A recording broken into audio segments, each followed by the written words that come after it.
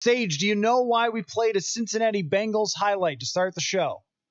Because you watch completely random things and do very random things, and you reminisce about things that happened 10, 15, and 20 years ago a lot, and you decided to go watch some old Bengals film for whatever reason. I have no idea why.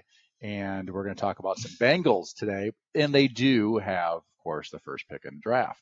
Okay, so you're very close. You're very close. The reason that I wanted to play a Bengals highlight is because I decided to go back and watch Hard Knocks from 2013, where the Cincinnati Bengals were featured, including Mike Zimmer just before he got the job with the Vikings. And I don't know exactly what I was looking for.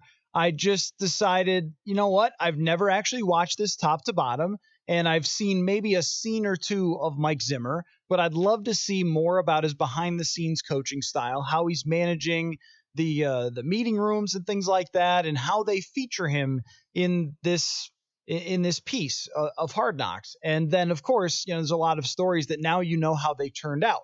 So they're showing this guy or that guy, and you could go back and say, what did happen to him? What happened to his career? Thought it might be fun.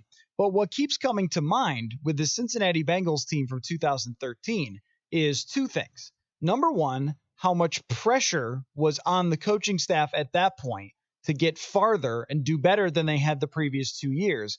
But also the Cincinnati Bengals trajectory in, say, 2011 to 2015, or maybe 2010. Yeah, probably 2011. Marvin Lewis was the coach for a long time, but their most recent trajectory of being a successful and competitive team had about a 5 or 6 year run of being competitive.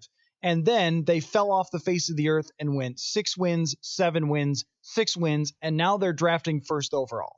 And well, they actually even had almost two. Marvin Lewis had this extremely long run. Mm-hmm. Probably wasn't talked about all that much, just because Cincinnati is such a small market. But and he didn't have any championship games or Super Bowls or anything like that. So it's rare for a coach to be there. Was it 15 years or 13 years or something like that in one spot? But I feel like they had 2 runs. They had the Carson Palmer, Chad Ochocinco, yep. TJ Hushmanzada, those guys, that sort of era in which they were pretty dang competitive and were in the playoffs. And man, there were some great games against the Steelers and the Ravens, and they were right in that hunt. They were one of those good teams. And then they had this other stretch that you're talking about in which Mike Zimmer was the defensive coordinator, and they were a very, very good football team. Well, I'm glad that you brought that up, because what keeps coming to mind for me, and it was from 2003 to 2018 with Marvin Lewis, what keeps coming to mind for me is that the first time with Marvin Lewis, like you mentioned, they draft Carson Palmer at the top of the draft. He turns out to be a terrific quarterback. They have the 11-5 season where Palmer, is that the one where he gets hurt? Or no, it's the 10-6 where he gets hurt against the Steelers in 2009. And then I think I'll have to get it exactly right, but he gets hurt against the Steelers and he misses the rest of the game. They lose to the Steelers, and that was kind of their year. And then it falls off after that. And then they have to build it back up again around Andy Dalton and with, a bunch of other very talented players, including AJ Green. But their defense is just freaking stacked at this point. On this football team that Mike Zimmer's coaching. Yes. On the 2013 team, their offense is great. Their defense is stacked. And they end up that season with a plus 125 point differential, which would have been one of the tops in the NFL this year. So this is a great football team. But for 5 straight years, they lost in the wild card round, so they didn't achieve what they were supposed to achieve. And eventually, time came up for them. And then they ended up with 3 just hideous seasons from 2016 to 2018, ultimately ends up costing Marvin Lewis's job. And so I guess what's coming to mind for me, Sage, is the Vikings, with where they are right now, can go one of 2 ways. They can go the first Marvin Lewis way, which is to hit some bumps along the road, but bounce back and be highly competitive again pretty quickly. Or they could go the other way and have years where they're just slogging in mediocrity or straight up badness, because you only get so much time at the top before all those great players that we're talking about end up leaving. Like Marvin Jones ends up leaving. He's turned out to be a great player there. Mohamed Sanu leaves, and the defense falls apart eventually. And I guess I want to know which direction we think is more likely for this Vikings team and for Mike Zimmer in the front office? Well, we definitely know we are on the other side of this window that we're talking about because they had so many good young players. Some of them were high draft picks, some of them were a little bit lower draft picks. And guys like Everson, was Everson a fourth rounder, I think? And they had this window. Well, we know we're on the other side of it because guys are gone. Guys like Everson are gone. Linville is gone. That means the window has shut. Good defenses, they rebuild. Good defenses have to have two things. They have to have good coaching and they have to have good players. And in this coaching staff, and I really do think Spielman, over the course of his long time as a GM, I do think Rick and the people underneath him, again, George Payton and obviously Studwell, who's retired now, but that they have found really good athletes on defense consistently. Yep. They just have. They have a good eye for it. I don't know exactly what they're looking for. I'm not a scout, but they are looking for some tangible things as defensive players. It's a different sport in a sense than offense. Playing defense is. It almost is like a different sport, and what you're asked to do and what the responsibilities are of various positions. But over the years, Rick has done a very good job of getting good, in particular, D lineman athletes. I feel like, and pass rushers. Jason Taylor was. I don't think he was there when he drafted him, but he was one of those guys, and the Zach Thomases, and we had a lot of really good players on defense that they found, back in the day.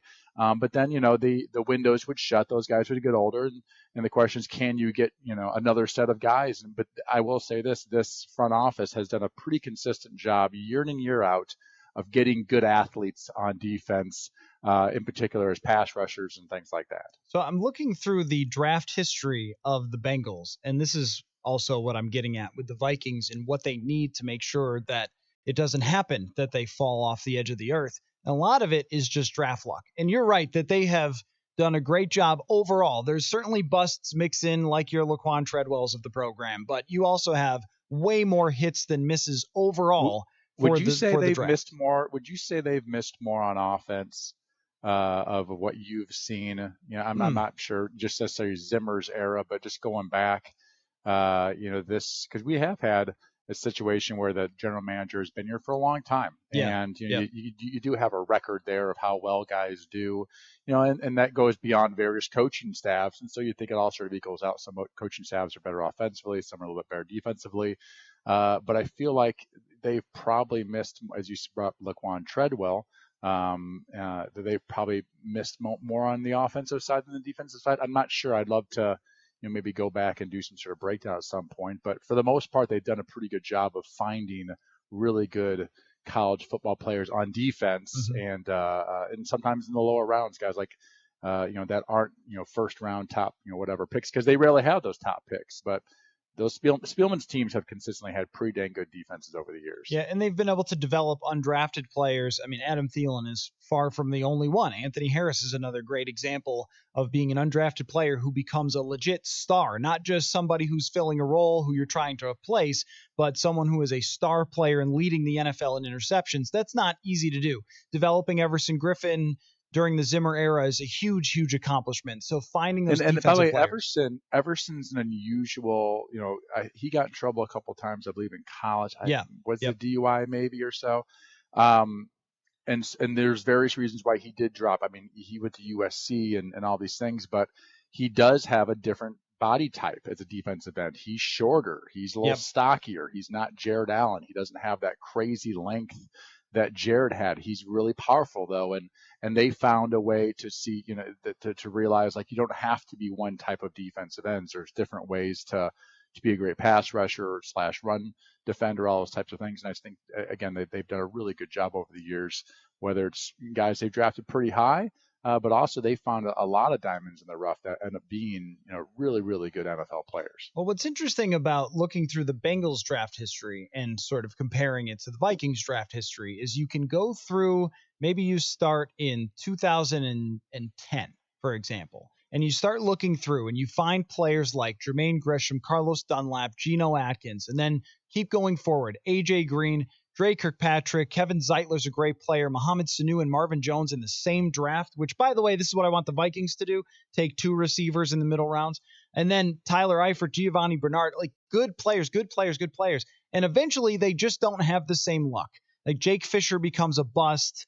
They draft another tackle who becomes a bust. So imagine drafting 2 tackles with your first 2 picks and they both fall apart, right? And then and everyone has those, but the thing about the Bengals is when they're almost always one of the cheapest teams in the league. I don't know what the numbers are of most of recent years, but it just feels like they've always been one of the teams that has some of the most salary cap room. Which that means a couple things: either they're missing on their guys, but we're talking about they've had a lot of hits over the years, or they're just decide not to re-sign their guys unless they get really good deals and they don't have to break the bank and all those type of things. And so they sort of go cheap, and it gives them a lot of salary cap space, but it's also got them a lot of losses because they might have some good players, but they don't always sign back because they know that just over time they'll make a lot more money playing for other franchises and not the Bengals. Yeah, no, and that's right. They are not able to sign players back usually at the same rate that the Minnesota Vikings are. But I think what has largely determined, like Marvin Lewis didn't forget how to coach all of a sudden and go 6-10 after being good, just like he didn't forget how to coach in a couple of 4-win seasons that he had along the first rebuild up. It largely could be pointed to your draft's luck ran out. And over the last couple of years, I mean, they draft John Ross with the first pick, 9th overall. To this date, he has 49 receptions in the NFL after being drafted in 2017. I mean, when you have those go bust and the 2 tackles in 2015 go bust, that's what makes it extremely difficult. And like you said, they can't fill it out the same way the Vikings can with free agents. But I think that what we're looking at here going into this draft is, even though a lot of it is luck, if they do not hit on this particular draft, that could determine where we go in the future, whether we go way up and they're right back into being relevant very quickly within 2 years back into Super Bowl contention, or whether we're talking about, hey, what happened to that team? They used to be good and now they're 7-9 every year. Well, and we go off of last year, and we had a little bit of this conversation last year talking about the positions that they needed. We knew they needed like a second tight end to be a weapon, and I think they got a really good deal on that in the second round with a guy who seems like he's going to be a good athlete in the passing game, but a very good run blocker as well. So the thing, you look back at last year's draft, and they have some starters there, obviously with their first round pick, Bradbury started the entire season, and they had some other guys obviously play pretty well. So they had a pretty good draft, I thought, last year as far as getting guys in. If Kyle Rudolph wasn't here, Irv Smith would be a starter. He'd be a starter in this league. He is a starting tight end in this league. So that to me, like, they drafted a starter in that spot. This year, what we know, at least as of right now, they need 4 starters, I think, is what the number that you and I keep talking about. And of course, it's hard to go to draft going, we're going to have 4 starters this year. My rookie year, Rod Gardner started with Washington as a wide receiver, and Fred Smoot, and that was it. Nobody else started. We'd have a 3rd rounder. I was the 4th rounder, 5th, 6th, 7th rounders, and nobody started, and everybody was either the guys that didn't dress and those types of things. Well, this team actually does need 4 starters. It's you usually don't get 4 starters in one draft. Yeah, no, that's right. And expecting 4 players with to no come off in, season. with right. no off season, totally. And that's why the expectations for this season should be fairly tempered. But I guess what I wonder is if we think that there's a second wind here potentially or not, because there either is or there isn't, right? With Mike Zimmer and with Rick Spielman. And I agree with you on the front office. When you just go talent for talent, I will see people tweet me sometimes, fire Spielman. He didn't draft this correct guard or tackle or whatever. And we can nitpick away for sure. But on the whole, you've built a very competitive roster. Is Rick the best GM in the NFL? Probably not, right? There's only one of those guys, right? So, but is he better than a lot of the other ones? Absolutely. This team rarely goes, well, it's sort of an empty cupboard here, man. This coaching staff has to come in. There's just not much talent on that football team. They don't have many. When I went to the Houston Texans in 2006, and Gary Kubiak, first-year head coach, they had gone 2-14 the year before. I didn't know anybody on the team other than David Carr, who was the quarterback, and Andre Johnson. That's honestly, I really didn't even know the names of a lot of the other players. We had Dunta Robinson, who was like a top 10 pick maybe the year before. seventh pick or something like that. But that was it. Like they just didn't have guys with experience. They didn't have guys that I had seen in big games on other teams. It was just an empty cupboard for real. I remember Coach Kubiak saying in the off season sometime, or maybe it was a couple years later. I think it was a couple years later. We had gone 6-10 that first year, his year there. And I remember him saying to me, "I can't believe we won 6 games. Like, how did we win 6 games 2 years ago?" We drafted we had a fifth round running back that ran like maybe a 4.65, or I mean, he was not fast.